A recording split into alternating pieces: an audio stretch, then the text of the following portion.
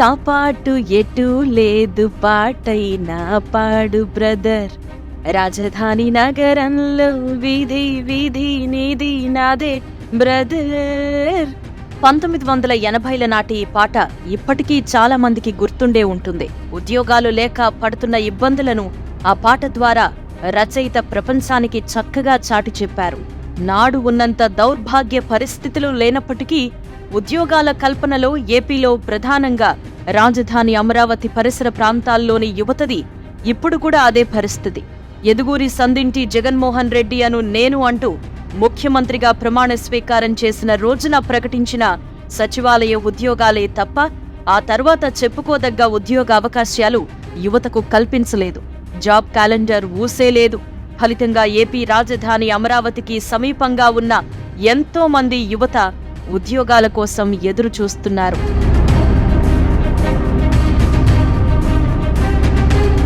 Guntur parliament పరిధిలో సుమారు 25 లక్షల మంది జనాభా ఉండగా వారిలో విద్యార్థులు, యువతే ఎక్కువగా ఉన్నారు. వైసీపీ ప్రభుత్వం అధికారంలోకొచ్చాక ఈ 5 ఏళ్లలో ఇక్కడి యువతకు ఉద్యోగాలు లేవు.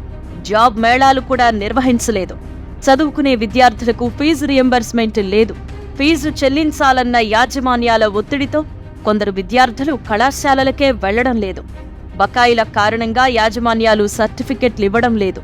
ప్రభుత్వ సహకారం లేకపోవడం వల్ల డిగ్రీ, బీటెక్, బీఫార్మసీ తదితర పెద్ద చదువులు చదువుతున్న పేదల పిల్లల పరిస్థితి అగమ్యగోచరంగానే మారింది. ఎన్నికలు వస్తున్నాయనగా ఫీజు బకాయిల్లో కొంత విడుదల చేసినట్టుగా ప్రకటించినప్పటికీ ఇంకా ఖాతాల్లో జమ కాలేదంటూ కొందరు తల్లిదండ్రులు ఆందోళన వ్యక్తం చేస్తున్నారు. తెలుగుదేశం కూటమి గుంటూరు పార్లమెంట్ అభ్యర్థి డాక్టర్ పెమ్మసాని చంద్రశేఖర్ తన పరిధిలోని యువత కష్టాలపై ఫోకస్ పెట్టారు. పార్లమెంటు పరిధిలోని 7 నియోజకవర్గాల్లోనూ పెద్ద పెద్ద చదువులు చదివి ఖాళీగా ఉన్న యువతీ యువతుల డేటా సేకరిస్తున్నారు. కూటమి ప్రభుత్వం అధికారంలోకొచ్చాక వారందరికీ ఉద్యోగాలు కల్పించేందుకు ప్రణాళికలు రచిస్తున్నారు. తొలి విడతలో కనీసం 1,00,000 మందికి ఉద్యోగాలు కల్పించడమే తన ధ్యేయమని ప్రకటిస్తున్నారు. అంతర్జాతీయ కంపెనీలను నెలకొల్పడం ద్వారా స్థానిక యువతకు ఉద్యోగ, ఉపాధి అవకాశాలు మెరుగుపడతాయని యోచిస్తున్నారు.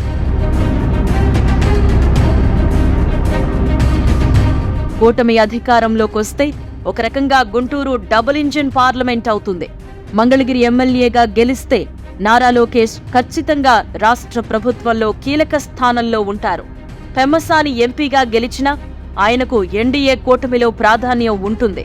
ఫలితంగా గుంటూరు డబుల్ ఇంజిన్ పార్లమెంట్లో యువతకు ఖచ్చితంగా ఉద్యోగ, ఉపాధి అవకాశాలు మెరుగుపడతాయి. అందుకు ఇదే నా హామీ అంటున్నారు డాక్టర్ పెమ్మసాని చంద్రశేఖర్. 1,00,000 ఉద్యోగాలు కల్పించడం తథ్యమంటున్నారు.